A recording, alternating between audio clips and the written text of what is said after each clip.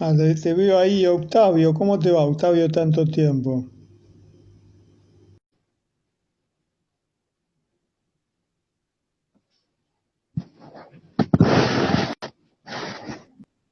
Ahí estamos de nuevo.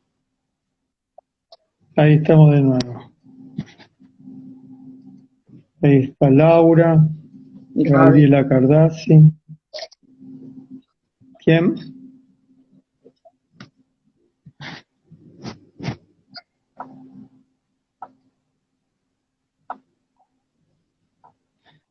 Fabio Lacoya.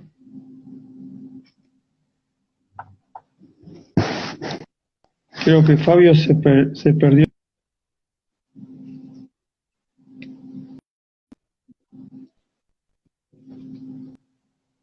Bueno, recién quedé pensando cuando se cortó, Vero, que eh, escuché también el dolor de la experiencia que transmitís, ¿no? Eh, y de pronto, qué lejos que están estas ideas que estamos tratando de esforzar de la práctica cotidiana en las escuelas, ¿no? Y qué tristeza que no alcanza la fuerza de estas ideas para transformar ese cotidiano, no alcanza todavía, ¿no? Sí, sí. Y escuché ese dolor y lo vinculo con lo que voy a contar ahora. Yo no vi esa película. Tenemos un hijo recomendando. Hay que escuchar esas recomendaciones. Está en Netflix. ¿La conocés la película? No. Igual si es muy triste yo no la puedo ver, porque ya bastante con la vida. Quería plantear en relación a esto último, de lo lejos que están estas ideas de lo que se presentan como tendencias en el mundo actual. El otro día me hizo ahí Fabio Lacoya, que está muy animada, dijo. informado. Me da risa. Fabio, ¿cómo haces para estar en tantos lados?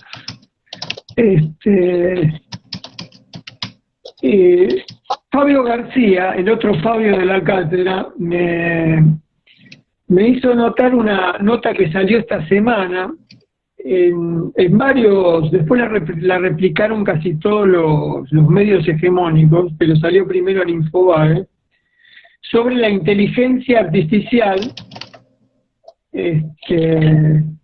y las nuevas experimentos que se inició en una universidad argentina. Yo a este segmento de la conversación lo llamo inteligencia artificial para vigilar y castigar estudiantes en la enseñanza virtual.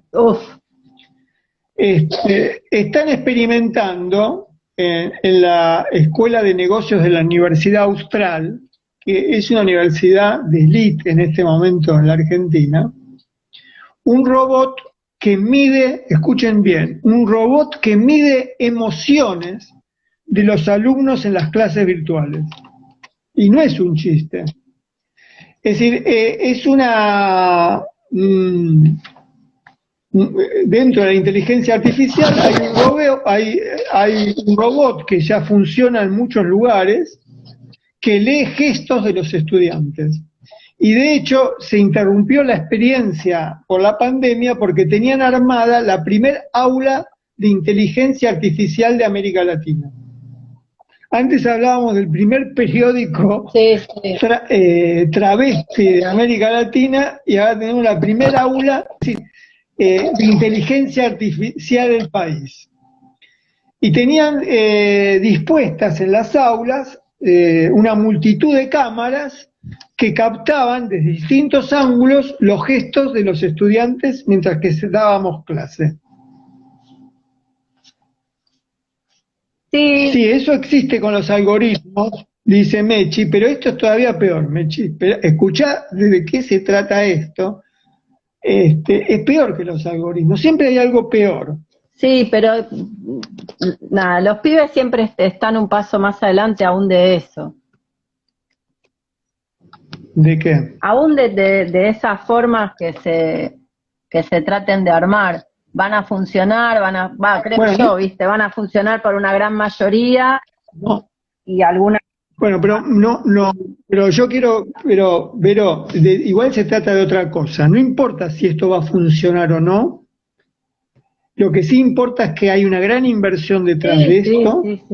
y que y quiero contrastar los temas que nosotros estamos tomando y las preocupaciones que están en juego en estos proyectos. En estos proyectos no se plantean nada de las cosas que hablamos en la primera parte. No, más vale. Están pensando en otra cosa y quiero primero caracterizar, no le vamos a dar la idea a Biglietti, no. Ya le Porque Biglietti den ideas. porque forma parte de esta lógica. Y fíjense si no, qué cursos de extensión universitaria está planteando la agrupación de la gestión, el EDI. Es decir, busquen mientras se sigue esta conversación cuáles son los cursos que están proponiendo y van a ver que hacia dónde va orientada ese segmento poblacional político que está en nuestra facultad. Pero vale la pena escuchar cómo está pensado esto. Están preparados, como el aula virtual no se pudo poner como el aula inteligente no se pudo poner en marcha con esas cámaras que tenían, adaptaron el proyecto al campus virtual. Y entonces adaptaron al robot para utilizarlo en la virtualidad. Entonces, por ejemplo, lo que dice el director del programa, dice, en las clases virtuales, esto es textual, dice, en las clases virtuales por Zoom, es desesperante no saber lo que pasa del otro lado. Cuando tenés 20 alumnos, podés llegar a ver las caras siempre y cuando no estés compartiendo pantalla. Pero si pasa esa cantidad, ya ni siquiera existe esa posibilidad. Lo que era el aula se convirtió en una verdadera caja negra para el docente, que encuentra muchas dificultades para saber qué le ocurre a los estudiantes. Fíjate la preocupación, ¿no? Quiere capturar, quieren saber, quieren controlar qué es lo que le está pasando afectivamente a quienes están ahí. Entonces, el sistema se sirve de las cámaras web de los de la cámara web de los estudiantes. El sistema, a través de esas cámaras, saca una foto tras otra, capturando emociones y las procesa en las nubes a través de la inteligencia artificial. Vale decir que segundo tras segundo va disparando fotos y va procesando las emociones codificadas en las fotos en la nube. Por ejemplo, hace una demostración y muestra un gráfico y, por ejemplo, predomina la expresión neutral. Tienen caracterizadas las emociones fuertes, las suaves, las débiles. Incluso están sofisticando un método para identificar cuando un alumno está prestando atención a la clase virtual o, por ejemplo, mirando un video o chateando por WhatsApp simultáneamente. Bueno, me parece que esta preocupación, es decir, esta lógica, ¿no?, para pensar lo que se podía llamar el control, la vigilancia, la detección, sí, ¿no?, emocional en el aula, qué alejada está de estos problemas que estamos pensando. Por ejemplo, voy a recuperar, no por orden cronológico, porque ahora voy a hacer una cita de 1962, y antes estuvimos viendo la pedagogía en la época helénica, vamos a ir saltando de una época a otra. Quiero mencionar cuáles son las preocupaciones que tiene Doris Lessing, que fue premio Nobel en el premio Nobel de literatura, no me acuerdo en qué años, y en el 2000 y pico. Doris Lessing murió hace unos años. En 1962 publica El cuaderno dorado, y voy a leerles un fragmento que es como un manifiesto de la época, sobre todo para pensar cómo las preocupaciones de la tecnología pedagógica de la futura virtualidad que está gobernando, ¿no?, la pedagogía y la escuela y la universidad en el mundo, está pensando cosas tan distintas a estas que estamos planteando. Doris Lessing, y acá aparece de nuevo el problema de la memoria y el olvido. Es decir, estas conversaciones después de clases sirven para sacudir la memoria. Doris Lessing, en el Cuaderno Dorado, escribe: lo que les propongo escuchar, premio Nobel en el 2007, me aclara alguien. Sí, gracias. Les propongo escuchar este fragmento como un manifiesto. Dice: idealmente, escribe Doris Lessing, que además es como una de las voces feministas más interesantes de la cultura británica, y bueno, hay muchísimas cosas para decir de ella. Idealmente, dice, lo que debería decirse y repetirse a todo niño a través de su vida estudiantil es algo así. 2 puntos. Están siendo adoctrinados. Todavía no hemos encontrado un sistema educativo que no sea adoctrinación. Lo sentimos mucho, pero es lo mejor que pudimos hacer. Lo que aquí se os está enseñando es una amalgama de los prejuicios en curso. Os educan personas que han sido capaces de habituarse a un régimen de pensamiento ya formulado por sus predecesores. Un sistema de autoperpetuación. Están siendo modelados y ajustados para encajar. Bueno, fíjate, Vero, la preocupación de este profesor de la Universidad de Leeds, que con la inteligencia artificial quiere captar y ver en un gráfico proyectado minuto a minuto qué está pasando en el aula, y la preocupación de Doris Lessing de advertir que estamos participando, y esta conversación también participa de eso, de un proceso de adoctrinamiento. También esta conversación es una amalgama de prejuicios.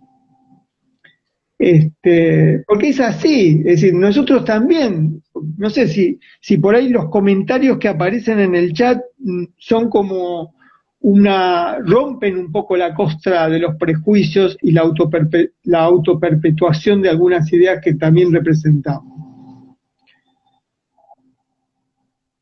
Otra preocupación del mismo año, de la misma década, porque voy a pasar de Doris Lessing a Lacan.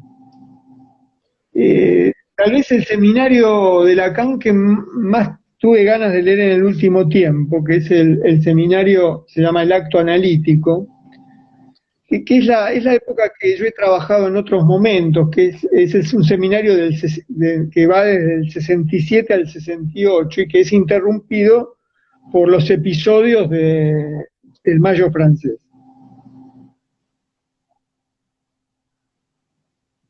Acá Gaby cita Kafka, dice en su diario: tengo que reconocer que a menudo pienso y tengo que reconocer que mi educación me ha perjudicado mucho. Está bien, pero acá Doris Lessing de alguna manera recupera eso y plantea también esa idea de participar sabiendo que estamos participar sabiendo que estamos sumergidos en algo que nos está dañando. Claro, sí, lo que pasa es que sabiendo más o menos las coordenadas de domesticación en cuanto a uso de tiempo hacia lo bruto, ¿no? Tiempo, cuerpo, espacio, también es aprender o buscar la manera de alterar el aula, de alterar esas domesticaciones, de hacer trampa a esas formas, pero sabiendo que esas formas se siguen perpetuando. No sin resistencia, no sin alteraciones, no sin la capacidad que los pibitos tienen, las pibitas tienen de hacer trampa a eso, a una costa de quedar expuestos y expuestas a un montón de daño, ¿no? Sí, no, exactamente. Es lo que vos decís en el texto Recuperar la locura. Es hacerle trampa a la institución y a la pedagogía, inventar revueltas, repito un fragmento de tu texto, inventar revueltas, comunas, caracoles, barricadas, emancipaciones, autonomías, periódicos, murales, grafitis, stencil, hackeos, rondas y hasta escuelas. Es decir, es una de las astucias para no sucumbir en ese adoctrinamiento.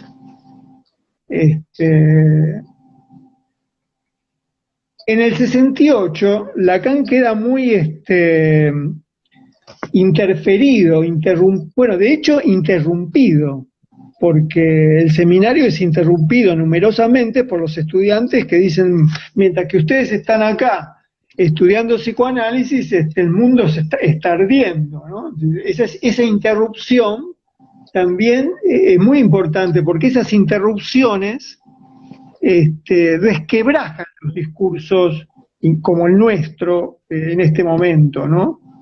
Es decir, la interrupción es el fantasma persecutorio de quien da una clase y al mismo tiempo la soga que lo salva de quedar empantanado en el adiestramiento.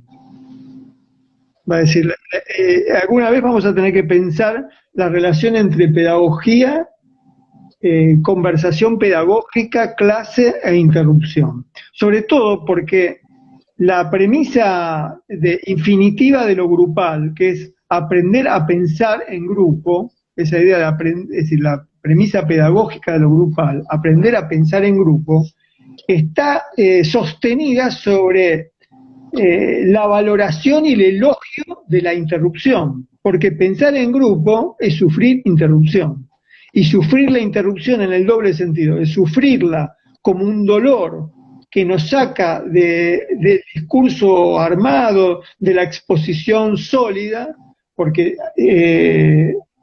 irrumpe ahí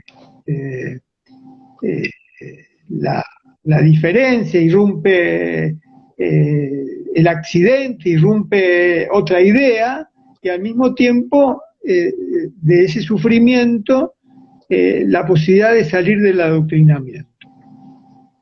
Lacan en ese contexto, en el seminario 15, que se llama el acto analítico, dice en un momento algo que yo quería subrayar, dice, yo no soy un profesor, porque un profesor no cuestiona el sujeto supuesto al saber. ¿Y cómo podría cuestionarlo? Dice, si es su representante. Me parece importante, es decir, yo diría así, pero con todo respeto a Lacan, no es algo que solo dice Lacan, sino es una frase que la circunstancia le arranca. En el 68, estas palabras se las arranca lo que está pasando, porque está planteando que el problema del profesor es que es representante de una ficción poderosa. Sí. Es representante de una fábula de poder. Y entonces él dice, yo no soy un profesor. Es decir, se quiere escapar de esa fábula de ficción. Sin contar que la idea de sujeto supuesto, la misma expresión sujeto supuesto es una tautología, ¿no? Porque la palabra sujeto supone la idea de lo que subyace, de lo que supone, supone la idea de suposición. Sujeto y suposición son sinónimos. Esto me parece, bueno, esto está trabajado mucho en el libro Sujeto Fabulado, ¿no? Esto lo quería cruzar con algo que me parece que tiene relación con la idea del profesor y que es de otro francés, pero de unos años antes, de Voltaire, uno de los pensamientos de la Revolución Francesa, que tiene relación con esta idea de la ficción de poder y la idea del profesor.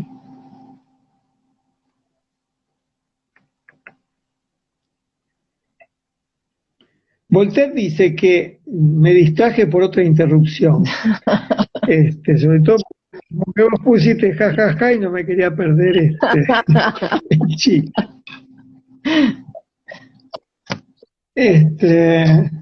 Pero bueno, queda poco tiempo.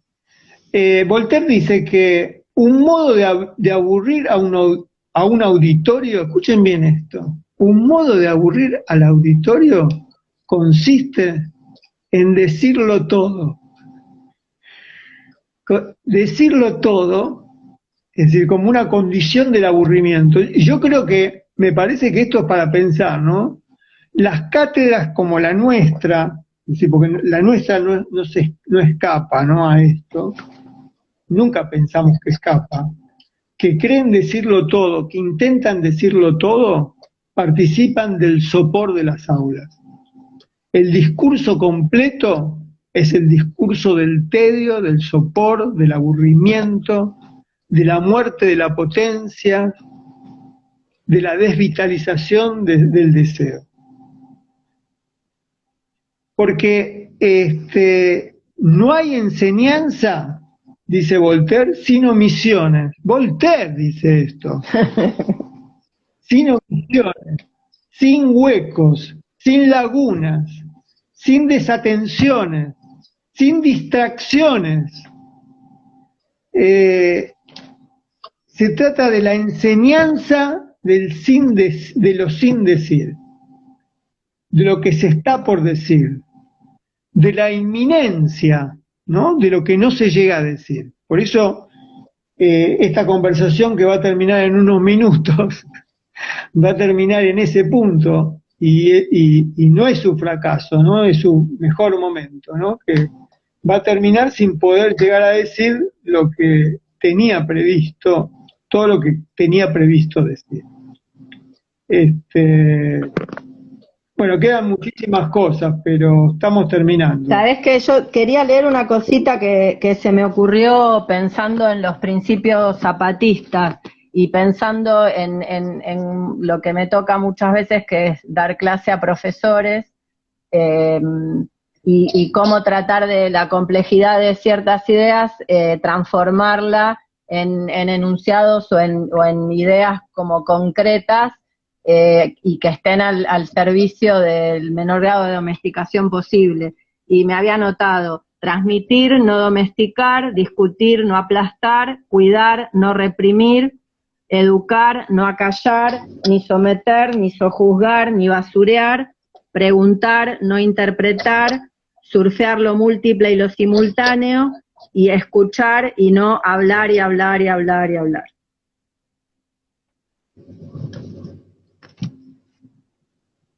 Sí, tal cual. ¿Lo repetís? Transmitir, no domesticar; discutir, no aplastar; cuidar, no reprimir; educar, no acallar, ni someter, ni sojuzgar, ni basurear; preguntar, no interpretar; surfear lo múltiple y lo simultáneo; escuchar y no hablar y hablar y hablar y hablar. Yo, si me permitís, le agregaría la precaución de Doris Lessing, que dice: además, avisar que quienes estamos diciendo esto que vos estás diciendo, también existimos como una amalgama de prejuicios en curso. Absolutamente. Vengo de un colegio militar. Bueno, sí, absolutamente. Me parece que por hoy está bien, ¿no? Sí, estamos. El texto que leímos de Vero de hoy va a estar a partir de mañana o pasado en la revista web que estamos haciendo y que está en que se llama Adinata. Hace un rato Vero dio las coordenadas para buscar la revista, pero poniendo en el buscador revista Adinata, les va a aparecer. Bueno, un abrazo para todas las sensibilidades que nos acompañaron, un gusto la conversación. Sí, sí. Un beso grande, Vero, Bueno, y hasta la próxima. un beso a todos, un beso grande, Marcela. Chau, chau. Chao.